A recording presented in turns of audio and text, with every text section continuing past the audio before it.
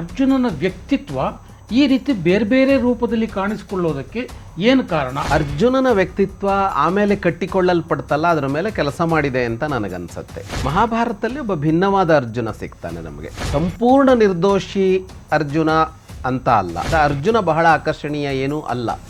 ಅರ್ಜುನನ ಬದುಕಿನಲ್ಲಿ ನಡೆದ ಘಟನೆಗಳೇ ಅವನ ವ್ಯಕ್ತಿತ್ವದ ಬಗ್ಗೆ ಬೇರೆ ಥರ ವ್ಯಾಖ್ಯಾನ ಮಾಡೋದಕ್ಕೆ ಕಾರಣವಾದದ್ದು. ಈ ಅರ್ಜುನ ಕಲಿಕೆಯಲ್ಲಿ ಮುಂದಿದ್ದ ಅಂತ ಅನ್ನೋದು ಅರ್ಜುನನ ಮೇಲೆ ಅಸೂಯೆಗೆ ಕಾರಣವಾಗ್ತಾ ಹೋಯಿತು. ಅವನಿಗೆ ಯಾರು ತನಗಿಂತ ಮೇಲೆ ಇರಬಾರದು ಆ ಥರ, ಅಂದರೆ ಅವರನ್ನು ತುಳಿಬೇಕು ಅನ್ನುವ ಯಾವ ಅಂಶವೂ ಅವನಿಗೆ ಕಾಣಿಸೋದಿಲ್ಲ. ಆದರೆ ಸ್ನೇಹಿತರೆ ನಮಸ್ಕಾರ, ಹೊಸ ದಿಗಂತ ಡಿಜಿಟಲ್ ಚಾನಲ್ಗೆ ಸ್ವಾಗತ. ಸತ್ಯಮಿಥ್ಯಾ ಸರಣಿಯಲ್ಲಿ ಮಹಾಭಾರತದ ವ್ಯಕ್ತಿತ್ವಗಳ ವಿವರಣೆಯನ್ನು ಕೊಡ್ತಾ ಇರುವಂಥವರು ಹಿರಿಯ ವಿದ್ವಾಂಸರಾದಂತಹ ಜಗದೀಶ್ ಶರ್ಮ ಸಂಪ. ಇವತ್ತು ಮತ್ತೆ ನಮ್ಮ ಜೊತೆ ಸ್ಟುಡಿಯೋದಲ್ಲಿದ್ದಾರೆ. ನಾನು ಸಂಪ ಅವರನ್ನು ಬರಮಾಡಿಕೊಳ್ತೇನೆ. ನಮಸ್ಕಾರ ಸರ್. ನಮಸ್ತೆ. ಸೊ ಕಳೆದ ಸಂಚಿಕೆಯಲ್ಲಿ ದುರ್ಯೋಧನ ಮತ್ತು ಭೀಮನ ವ್ಯಕ್ತಿತ್ವವನ್ನು ನೀವು ನಮ್ಮ ವೀಕ್ಷಕರಿಗೆ ತಿಳಿಸಿದ್ರಿ. ಮತ್ತೊಂದು ಪ್ರಮುಖವಾದಂತಹ ವ್ಯಕ್ತಿ ಅಂತಂದರೆ ಅರ್ಜುನ.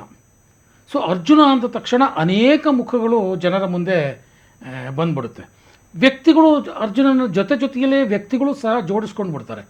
ಅರ್ಜುನ ಅಂದ ತಕ್ಷಣ ಕೃಷ್ಣ, ಅರ್ಜುನ ಅಂದ ತಕ್ಷಣ ದ್ರೌಪದಿ, ಅರ್ಜುನ ಅಂದ ತಕ್ಷಣ ಯಾವುದೋ ಬೃಹನ್ನಳೆ, ಅರ್ಜುನ ಅಂದ ತಕ್ಷಣ ಇನ್ಯಾವುದೋ ಒಬ್ಬ ಕರ್ಣ.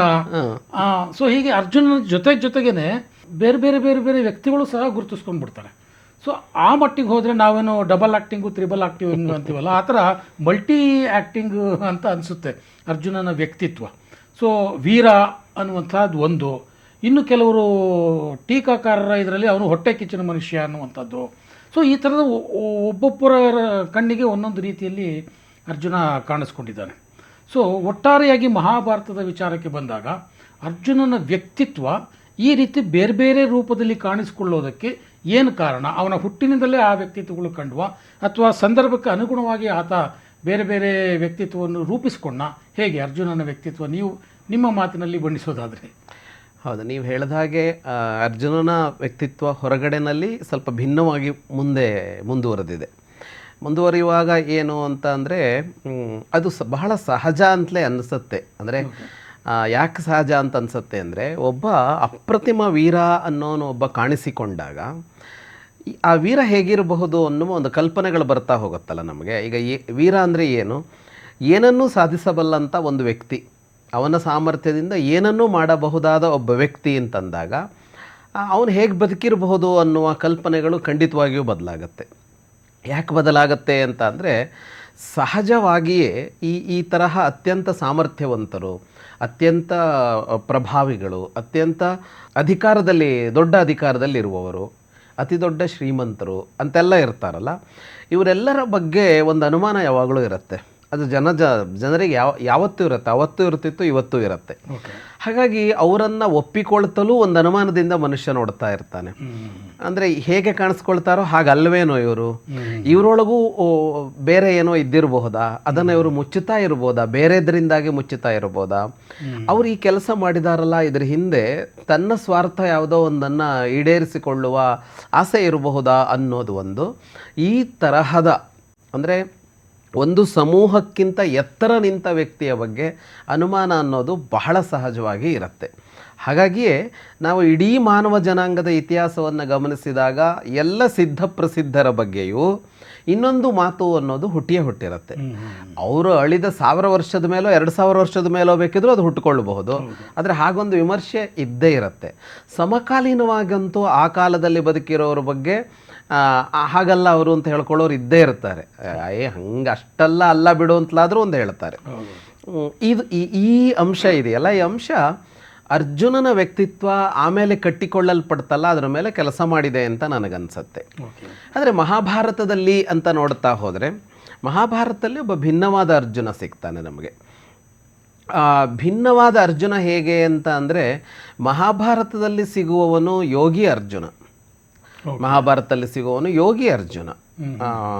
ಅವನು ಯೋಗಿ ಅರ್ಜುನ ಅಂತಂದಾಗ ಅವನಲ್ಲಿ ಇನ್ನಿತೂ ದೋಷ ಇರಲಿಲ್ವಾ ಅಂತ ಪ್ರಶ್ನೆ ಬಂದರೆ, ಮಹಾಭಾರತ ವ್ಯಕ್ತಿಗಳನ್ನು ಸಂಪೂರ್ಣವಾಗಿ ನಿರ್ದೋಷಿಗಳಾಗಿರ್ತಾರೆ ಅಂತ ಹೇಳೋದೇ ಇಲ್ಲ. ರಾಮಾಯಣ ಇರಲಿ, ಮಹಾಭಾರತ ಇರಲಿ, ಯಾಕೆ ನಮಗೆ ಅಷ್ಟು ಉಪಯುಕ್ತವಾದದ್ದು, ಅಷ್ಟು ಬೇಕು ಅಂತ ಮತ್ತೆ ಮಾತಾಡ್ತೀವಿ ಅಂತಂದರೆ, ಸೃಷ್ಟಿಯ ಒಳಗೆ ಸಿಲುಕಿಕೊಂಡ ಮೇಲೆ, ಅಂದರೆ ಸೃಷ್ಟಿಗೆ ಬಂದ ಮೇಲೆ ಅದರಲ್ಲಿ ಒಂದಾದರೂ ದೋಷ ಇರುತ್ತೆ ಅನ್ನೋದನ್ನು ಅದು ಹೇಳುತ್ತೆ.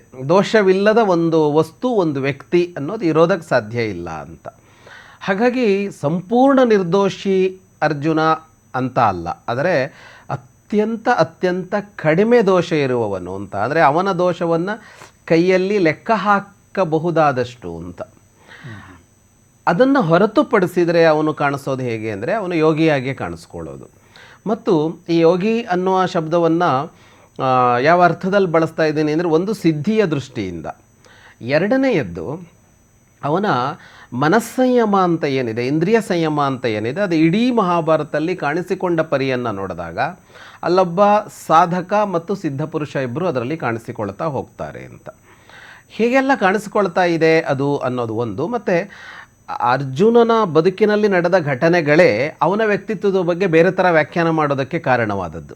ಆ ಘಟನೆಗಳನ್ನು ನೋಡಿದಾಗ ಹಾಗನ್ನಿಸ್ತು ಅಂತ. ಅನ್ನಿಸೋದಕ್ಕೆ ಬೇಕಾದ ಆಹಾರ ಸಾಮಗ್ರಿ ಅಲ್ಲಿತ್ತು ಅರ್ಜುನನ ಬದುಕಿನಲ್ಲಿ. ಅದೇನು ಅಂತ ನೋಡೋದಕ್ಕೆ ಹೋಗೋದಾದರೆ, ಈಗ ಅರ್ಜುನನ ಹುಟ್ಟಿನಿಂದ ಆರಂಭ ಮಾಡಬೇಕು. ಅರ್ಜುನ ಹುಟ್ಟುವ ಹೊತ್ತಿನಲ್ಲಿ ಈ ಪಾಂಡು ಅಲ್ಲಿ ಅವರಿಗೆ ಮಕ್ಕಳಾಗಿರೋಲ್ಲ, ಕುಂತಿಗೊಂದು ವರ ಇದೆ ಅಂತ ಗೊತ್ತಾದಾಗ ಮಕ್ಕಳನ್ನು ಪಡೆದುಕೊಳ್ಬೇಕು ಅಂತ ಅವನು ಹೇಳುವಾಗ, ಈ ಪಾಂಡು ಮಹಾಮೇಧಾವಿ ಅವನು ಮೊದಲೇ ಹೇಳ್ತಾನೆ, ಧರ್ಮಿಷ್ಠನಾದ ಮಗ ಬೇಕು ನನಗೆ ಅಂತ. ಮೊದಲ ಅವನ ಇದೇನು ಅಂದರೆ ನ್ಯಾಯ ಧರ್ಮ ಸತ್ಯ ಅಂತ ಇರುವ ಮಗ ಬೇಕು. ಅದಕ್ಕೆ ಅಂಥದ್ದಕ್ಕೆ ಯಾರು ಅಂತ ಅಂದರೆ ಯಮಧರ್ಮ. ಹಾಗಾಗಿ ಯಮನನ್ನೇ ಕರೆದು ಮಗನನ್ನು ಪಡೆದುಕೊಳ್ಬೇಕು ಅಂತ ಒಂದು. ಎರಡನೇದು ನ್ಯಾಯ ಧರ್ಮ, ಅದಕ್ಕೆ ಸಂಬಂಧಪಟ್ಟವನು ಮಗ ಹುಟ್ಟಿದ ಅಂತ ಆದಮೇಲೆ ಅವನದು ಎರಡನೇ ಅಂಶ ಏನು ಅಂದರೆ, ನ್ಯಾಯ ಧರ್ಮಗಳು ಯಾವಾಗಲೂ ಬಲ ಇಲ್ಲದೆ ಇದ್ದರೆ ನಿಂತ್ಕೊಳ್ಳಲ್ಲ, ಅವನ್ನು ಉಳಿಸ್ಕೊಳ್ಳೋಕ್ಕಾಗಲ್ಲ. ಹಾಗಾಗಿ ನ್ಯಾಯದ ಜೊತೆಗೆ ಧರ್ಮದ ಜೊತೆಗೆ ಬಲ ಬೇಕು. ಶಕ್ತಿ ಇದ್ದರೆ ಮಾತ್ರ ಅದು ಉಳಿಯತ್ತೆ. ಇಲ್ಲದೇ ಇದ್ದರೆ ಅಧರ್ಮ ಅನ್ಯಾಯಗಳು ಅದನ್ನು ಮೂಲೆಗುಂಪು ಮಾಡ್ತವೆ ಅಥವಾ ನಾಶ ಮಾಡ್ತವೆ ಅದಕ್ಕಾಗಿ ಬಲಿಷ್ಠನಾದವ ಒಬ್ಬ ಬೇಕು ಅಂತ ಎರಡನೆಯದ್ದು. ಬಲಿಷ್ಠನಾದವ ಅಂತ ಬಂದಾಗ ಎಲ್ಲರಿಗಿಂತ ಬಲಿಷ್ಠ ಅಂತ ಪಾಂಡವಿಗನಿಸಿದ್ದು ವಾಯು, ಏನನ್ನೂ ಅಲ್ಲೋಲ ಕಲ್ಲೋಲ ಮಾಡಬಲ್ಲಂತಹ ವಾಯು ಅಂತ. ಹಾಗಾಗಿ ಭೀಮ ಹುಟ್ಟಿ ಬರ್ತಾನೆ. ಮೂರನೇದು ಅಂತ ಅಂದಾಗ ಅವನಿಗನ್ಸತ್ತೆ ಬಲ ಮಾತ್ರ ಸಾಕಾಗೋದಿಲ್ಲ, ಇಲ್ಲಿ ಬಲ ಮಾತ್ರ ಸಾಕಾಗೋದಿಲ್ಲ, ವೀರ್ಯ ಶೌರ್ಯ ಪರಾಕ್ರಮಗಳೂ ಬೇಕಾಗತ್ತೆ. ಈ ಬಲ ಅನ್ನೋದಿದೆಯಲ್ಲ, ಅದನ್ನು ಹೇಗೆ ಬಳಸ್ತೀವಿ ಅನ್ನೋದೇ ಈ ಶೌರ್ಯ ಪರಾಕ್ರಮಗಳಲ್ಲಿ ಬರುತ್ತೆ. ಅಂದರೆ ಅದನ್ನು ಬಳಸೋದಕ್ಕೆ ಒಂದು ಕೌಶಲ ಬೇಕು, ಒಂದು ನೈಪುಣ್ಯ ಬೇಕು, ಒಂದು ಕ್ರಮಬದ್ಧತೆ ಬೇಕು. ಅದು ಬಂದಾಗ ಅದೇ ಶಕ್ತಿ ಅದು ಶೌರ್ಯವಾಗಿ ಪರಾಕ್ರಮವಾಗಿ ಮಾರ್ಪಡುತ್ತೆ. ಅಂಥವನೊಬ್ಬ ಬೇಕು ಅಂತಂದಾಗ ಇಂದ್ರನನ್ನು, ಯಾಕೆ ಅಂದರೆ ಇಂದ್ರ 14 ಲೋಕಗಳ ಅಧಿಪತಿ, ಚತುರ್ದಶ ಭುವನಗಳಿಗೆ ಅಧಿಪತಿ, ದೇವರಾಜ ಅಂತ ಕರಿತೀವಿ ನಾವು. ಅಂದರೆ ಸೃಷ್ಟಿಯಲ್ಲಿರುವ ಎಲ್ಲದರ ಮೇಲೆ ಇರೋನು ಇಂದ್ರ ಅಂತಂದರೆ ಎಲ್ಲವನ್ನೂ ನಿರ್ವಹಿಸುವವ, ರಾಜನ ಸ್ಥಾನದಲ್ಲಿರುವವ ಇಂದ್ರ. ರಾಜನ ಸ್ಥಾನದಲ್ಲಿ ಇರುವವನಿಗೆ ಇಷ್ಟೂ ಗುಣಾಂಶಗಳು ಇದ್ದೇ ಇರುತ್ತೆ ಅವನಲ್ಲಿ. ಹಾಗಾಗಿ ಇಂದ್ರ ಅಂತ ಬರೋದು. ಆಗ ಹುಟ್ಟಿ ಬರುವವನು ಅರ್ಜುನ. ಮಹಾಭಾರತದಲ್ಲಿ ವ್ಯಾಸರು ಈ 5 ಜನರ ಹುಟ್ಟನ್ನು ಹೇಳುವಾಗ ಹುಟ್ಟಿದಾಗ ಏನಾಯಿತು ಅಂತ ವಿವರಿಸ್ತಾರೆ. ಹುಟ್ಟಿದಾಗ ಏನಾಯಿತು ಅಂತ, ಅಲ್ಲಿ ಅರ್ಜುನ ಹುಟ್ಟಿದಾಗ ಏನಾಯಿತು ಅನ್ನೋದನ್ನು ವಿವರಿಸೋದಕ್ಕೆ ಸುದೀರ್ಘವಾದ ಒಂದು ಅಧ್ಯಾಯ ತೆಗೆದುಕೊಳ್ತಾರೆ. ಅರ್ಜುನ ಹುಟ್ಟಿದಾಗ ಇಡೀ ಬ್ರಹ್ಮಾಂಡದ ಶಕ್ತಿಗಳೆಲ್ಲ ಆನಂದಪಟ್ಟವು ಅಂತ, ಬ್ರಹ್ಮಾಂಡದ ಸಾತ್ವಿಕ ಶಕ್ತಿಗಳೆಲ್ಲ ಆನಂದಪಟ್ಟವು ಅನ್ನೋದನ್ನು. ಈಗ ದೇವತೆಗಳು, ಋಷಿಗಳು, ಕಿನ್ನರರು, ಕಿಂಪುರುಷರು, ವಿದ್ಯಾಧರರು, ಗಂಧರ್ವರು, ಸಿದ್ಧರು, ಚಾರಣರು, ಮಹರ್ಷಿಗಳು, ಹೀಗೆ ಎಲ್ಲರೂ ಅವನು ಹುಟ್ಟಿದಾಗ ಸಂತೋಷಪಟ್ಟರು.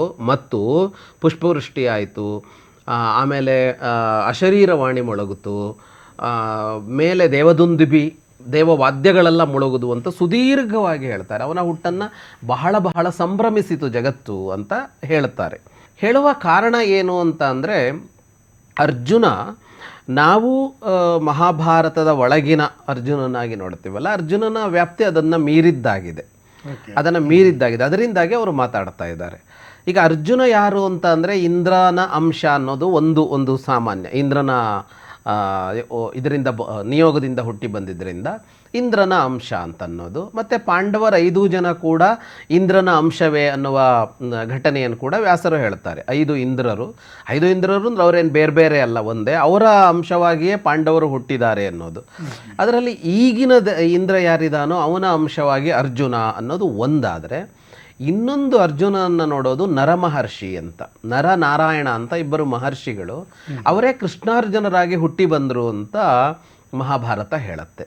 ಅಂದರೆ ಈಗ ಕೃಷ್ಣ ಶ್ರೀಮನ್ನಾರಾಯಣನ ಅವತಾರ ಅಂತ ನಾವು ಹೇಳ್ತೀವಲ್ಲ, ಹಾಗೆ ಅರ್ಜುನ ಕೂಡ ಅವತಾರ ಅಂತಲೇ ಮಹಾಭಾರತದಲ್ಲಿ ಇರುವಂಥದ್ದು. ಈ ಈ ಈ ದೇವತೆಗಳ ಶಕ್ತಿಯಿಂದಾಗಿ ಹುಟ್ಟಿ ಬಂದವರು ಅನ್ನೋದು ಬೇರೆ, ತ್ರಿಮೂರ್ತಿಗಳಿಂದಾಗಿ ಹುಟ್ಟಿ ಬಂದರೆ ನಾವು ಅವತಾರ ಅನ್ನೋ ಪದವನ್ನು ಬಳಸ್ತೀವಲ್ಲ ಹೆಚ್ಚಾಗಿ, ಹಾಗೆ ಶ್ರೀಮನ್ನಾರಾಯಣನ ಇನ್ನೊಂದು ಅವತಾರ ಅರ್ಜುನ ಅನ್ನೋದೇ ಮಹಾಭಾರತದಲ್ಲಿ ಇರುವಂಥ ಅಂಶ. ಅದು ಹೇಗೆ ಅಂತ ಅಂದರೆ, ಈಗ ವಿಷ್ಣು ಯಾವುದೋ ಒಂದು ಕಾರಣಕ್ಕೆ ಒಂದು ಅವತಾರ ತಾಳ್ತಾನೆ, ಅವನು ಮುನಿಯಾಗುತ್ತಾನೆ, ಅವತಾರ ತಾಳಿ ತಪಸ್ವಿ ಆಗ್ತಾನೆ, ನಿರಂತರ ತಪಸ್ಸು ಮಾಡ್ತಾ ಇರ್ತಾನೆ. ಅವನಿಗೆ ನಾರಾಯಣ ಮುನಿ ಅಂತ ಕರೀತಾರೆ. ಬದರಿಯಲ್ಲಿ ಅವನು ತಪಸ್ಸು ಮಾಡ್ತಾ ಇರ್ತಾನೆ ಅಂತ. ನಾರಾಯಣ ಮುನಿ ಆ ತಪಸ್ಸು ಮಾಡ್ತಾ ಇದ್ದವನು, ಅವನು ಮತ್ತೊಂದು ತನ್ನದೇ ಅಂಶದಿಂದ ಇನ್ನೊಂದು ಸೃಷ್ಟಿ ಮಾಡ್ತಾನೆ, ಅಂದರೆ ಇನ್ನೊಂದು ಅವತಾರ. ಅದಕ್ಕೆ ನರಮುನಿ ಅಂತ ಹೆಸರು, ನರ ಅಂತ. ಆ ನರ ಕೂಡ ತಪಸ್ಸು ಮಾಡ್ತಾ ಇರೋನು. ಈ ನರನಾರಾಯಣ ಇಬ್ಬರು ಒಟ್ಟಿಗೆ ಇರ್ತಾರೆ, ಯುಗಗಳ ಕಾಲದಿಂದಲೂ ತಪಸ್ಸು ಮಾಡ್ತಾ ಇರ್ತಾರೆ. ಬೇಕಾದಾಗ ಇಬ್ಬರೂ ಯಾವುದೋ ಒಂದು ಅವತಾರ ತಾಳ್ತಾರೆ, ಕೆಲಸ ಮಾಡ್ತಾರೆ ಅಂತ. ಅಂದರೆ ಈಗ ಶ್ರೀಮನ್ನಾರಾಯಣನೇ ನಾರಾಯಣ ಮುನಿಯಾಗಿದ್ದು, ನಾರಾಯಣ ಮುನಿಯೇ ನರ ಆಗಿದ್ದು ಅಂತ ಅಂದಾಗ, ಇಲ್ಲಿ ಈ ನಾರಾಯಣನ ಅಂಶವೇ ಅರ್ಜುನನಲ್ಲಿ ಇರೋದು ಮುಖ್ಯವಾಗಿ ಅನ್ನೋದು ಗೊತ್ತಾಗುತ್ತೆ. ಆ ಸ್ಥಾನ ಮಹಾಭಾರತದಲ್ಲಿ ಅವನಿಗೆ ಇರುವಂಥದ್ದು ಅರ್ಜುನನಿಗೆ. ಹಾಗಂತ ಈ ಬೇರೆ ಅವತಾರಗಳು ಅಂತ ಬಂದಾಗ ಅವತಾರ ಪುರುಷನೇ ಪ್ರಧಾನವಾಗಿ ಕಾಣಿಸ್ಕೋತಾನೆ. ರಾಮಾವತಾರ ಅಂದರೆ ರಾಮ, ಕೃಷ್ಣಾವತಾರ ಅಂದರೆ ಕೃಷ್ಣ. ಹಾಗಂತ ಇಲ್ಲಿ ಅರ್ಜುನನ ಈ ಅವತಾರ ಇದೆಯಲ್ಲ, ಇದು ಮುಂಚೂಣಿಯಲ್ಲಿ ಮುಖ್ಯ ಸ್ಥಾನದಲ್ಲಿ ನಿಲ್ಲುವಂಥದ್ದಲ್ಲ. ಪ್ರಧಾನ ಹೌದು, ಆದರೆ ರಾಜನಾಗುವ, ಈಗ ಯುಧಿಷ್ಠಿರ ಇದ್ನಲ್ಲ, ಅಂಥ ಸ್ಥಾನಕ್ಕೆ ಹೋಗುವಂಥದ್ದು ಅನ್ನೋ ತರಹದ ಅವತಾರ ಅಲ್ಲ ಅದು ಅಂತ. ಹಾಗಾಗಿ ಈ ಹುಟ್ಟಿ ಬಂದವ ಯಾರು ಅಂತ ಅಂದರೆ, ಶ್ರೀಮನ್ನಾರಾಯಣನೇ ಇನ್ನೊಂದು ರೂಪದಲ್ಲಿ ಹುಟ್ಟಿಕೊಂಡು ಬಂದ ಅನ್ನೋದೇ ಅಷ್ಟು ಸಂಭ್ರಮಗಳಾಗಿದ್ದು, ಮತ್ತು ಅವನು ಮುಂದೆ ಮಾಡುವ ಕಾರ್ಯಗಳು, ಅವತಾರದ ಕಾರ್ಯಗಳು ಅಂತ. ಮುಂದೆ ಅರ್ಜುನ ಬೆಳೀತಾ ಬಂದಾಗ, ಒಂದು ಪಾಂಡವರೆಲ್ಲರೂ ಅಲ್ಲಿ ಋಷಿ ಕುಲದಲ್ಲಿ ಇದ್ರಲ್ಲ, ಆಗ ಪಾಂಡವ ಇದ್ದಾಗ ಅವರೆಲ್ಲರಿಗೂ ಮೆಚ್ಚುಗೆಯ ಮಕ್ಕಳಾಗಿದ್ದರು. ಅವರು ಬೆಳೀತಾ ಇರುವಾಗ ಬಹಳ ಸಜ್ಜನಿಕೆ ಇರುವ ಸಂಪನ್ನವಾದ ಮಕ್ಕಳು, ಎಲ್ಲರಿಗೂ ಮೆಚ್ಚುಗೆ ಆಗಿದ್ದರು. ಪಾಂಡವನ ಮರಣದ ನಂತರ ಅವರನ್ನು ಕರ್ಕೊಂಡು ಹಸ್ತಿನಾಪುರಕ್ಕೆ ಬರಲಾಯಿತು. ಋಷಿಗಳೇ ಕರ್ಕೊಂಬಂದು ಬಿಟ್ಟು ಹೋದರು. ಅವರನ್ನು ಬಿಟ್ಟು ಹೋದಾಗ ಅಲ್ಲಿ ಮೊದಲ ಆಕರ್ಷಣೆ ಇದ್ದಿದ್ದು ಭೀಮನ ಮೇಲೆ ಎಲ್ಲರಿಗೂ. ಭೀಮ ಎಲ್ಲರನ್ನೂ ಆಕರ್ಷಿಸಿದ. ಭೀಮನ ವ್ಯಕ್ತಿತ್ವವೇ ಅಂಥದ್ದದು.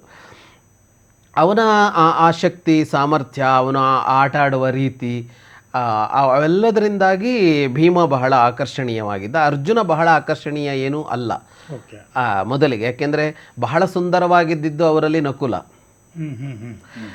ಆರಂಭದಿಂದಲೇ ಜ್ಞಾನಿಯಾಗಿ ಕಾಣಿಸ್ಕೊಳ್ತಾ ಇದ್ದವನು ಸಹದೇವ. ಇವರೆಲ್ಲರ ಮುಖ್ಯಸ್ಥನಾಗಿ ಬಹಳ ಧರ್ಮಿಷ್ಠನಾಗಿ ಕಾಣಿಸ್ಕೊಳ್ತಾ ಇದ್ದವನು ಯುಧಿಷ್ಠಿರ, ಮತ್ತು ಶಕ್ತಿಶಾಲಿಯಾಗಿ ಕಾಣಿಸ್ಕೊಳ್ತಾ ಇದ್ದವನು ಭೀಮ.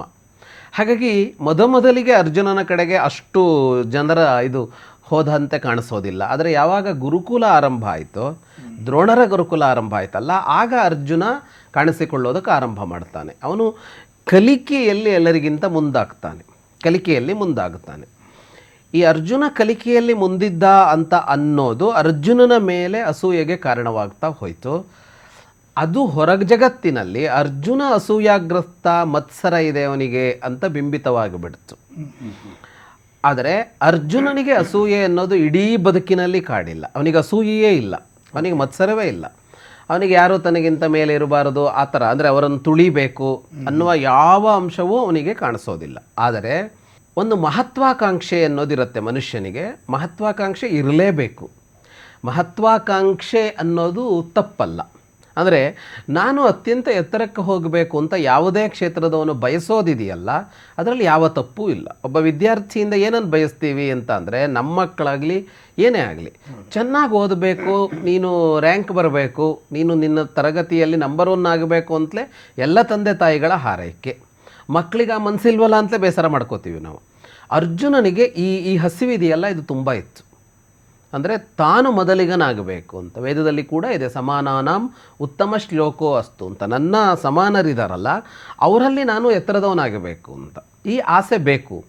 ಈ ಆಸೆಗೆ ಆರಿಸಿಕೊಳ್ಳುವ ಮಾರ್ಗ ಯಾವುದು ಅನ್ನೋದ್ರ ಮೇಲೆ ಆ ಆಸೆ ಒಳ್ಳೆಯದಾ ಕೆಟ್ಟದ್ದಾ ಅನ್ನೋದು ನಿರ್ಣಯ ಆಗುತ್ತೆ. ಅರ್ಜುನ ಅಲ್ಲಿ ಬೇರೆ ದಾರಿಯನ್ನು ಆಯ್ದುಕೊಂಡವನಲ್ಲ. ಅವನು ಕಲಿಯೋದು ನಿರಂತರವಾಗಿ ಕಲಿಯೋದು. ಉಳಿದವರಿಗೆ ಈಗ ತರಗತಿಗಳಲ್ಲಿ ಹೇಗಿರುತ್ತೆ, ಶಿಕ್ಷಕರು ನಿಯಮಿಸಿದ ಹೊತ್ತಿನಲ್ಲಿ ಶಿಕ್ಷಕರು ಹೇಳಿದ್ದನ್ನು ಕಲ್ತ್ಕೊಳ್ಳೋದು ಅನ್ನೋದು ಸಹಜವಾಗಿ. ಆದರೆ ನಾವು ಕೆಲವು ಮಕ್ಕಳನ್ನು ನೋಡ್ತೀವಿ, ಅವಕ್ಕೆ ಸ್ವಯಂ ಆಸಕ್ತಿ ಇರುತ್ತೆ, ಹಗಲು ರಾತ್ರಿ ಓದ್ತಾರಲ್ಲ, ಆ ಜಾಯಮಾನಕ್ಕೆ ಸೇರಿದವನು ಅರ್ಜುನ. ಅವನು ಹಗಲು ರಾತ್ರಿ ಓದ್ತಲೇ ಇರ್ತಾ ಇದ್ದ. ಹಗಲು ರಾತ್ರಿ ಓದ್ತಾ ಇದ್ದ. ಅವನಿಗೆ ನಿದ್ರೆ ಹಸಿವು ಎಂಥದ್ದೂ ಇಲ್ಲ, ಯಾವುದೂ ಇಲ್ಲ. ದ್ರೋಣರಿಗೆ ಇವರೆಲ್ಲರೂ ಒಂದೇ ಥರ ಸಿಕ್ಕಿದ್ದು, ಅವರಿಗೇನು ಇದಿಲ್ಲ, ಅವಾಗ ಭೇದ ಭಾವ ಇರಲಿಲ್ಲ. ಆದರೆ ಆ ಮಕ್ಕಳಲ್ಲಿ ಬಹಳ ಆಸಕ್ತಿ ತೋರಿಸಿದ್ದು ಅರ್ಜುನ. ಸಹಜವಾಗಿ ದಿನದಿಂದ ದಿನಕ್ಕೆ ದ್ರೋಣರಿಗೆ ಅವನ ಮೇಲೆ ಪ್ರೀತಿ ಹೆಚ್ಚುತ್ತಾ ಹೋಯಿತು. ಕೆಲವು ಘಟನೆಗಳು ನಡೆಯುತ್ತೆ. ಅಂದರೆ ಅವರು ಮಧ್ಯೆ ಪರೀಕ್ಷಿಸ್ತಾರಲ್ಲ, ಆ ಮಧ್ಯದ ಪರೀಕ್ಷೆಯಲ್ಲೆಲ್ಲ ಅರ್ಜುನ ಇದನ್ನು ತೋರಿಸ್ಕೊಳ್ತಾನೆ, ಕಲಿಕೆಯ ಹಸಿವು ತೋರಿಸ್ಕೊಳ್ಳುತ್ತೆ. ಮತ್ತು ಕಲಿಕೆಯಲ್ಲಿ ನಿಷ್ಠೆ, ಆಚೆ ಈಚೆ ಹೋಗದೇ ಇರೋದು. ಅಂದರೆ ನಾವೊಂದು ಕತೆ ಕೇಳ್ತೀವಲ್ಲ, ಎಲ್ರಿಗೂ ಹಕ್ಕಿ ಕಂಡ್ರೆ ಹೌದು, ಅರ್ಜುನಿಗೆ ಹಕ್ಕಿ ಕಾಣ್ತು, ಅಷ್ಟು ಮಟ್ಟಿಗೆ ಫೋಕಸ್ಡ್ ಆಗಿದ್ದ ಅರ್ಜುನ. ಅದೇ ಈ ಫೋಕಸ್ಡ್ ಅನ್ನೋದಿದೆಯಲ್ಲ, ಅದು ಇಡೀ ಅವನ ಅಧ್ಯಯನದಲ್ಲಿ ಇತ್ತು.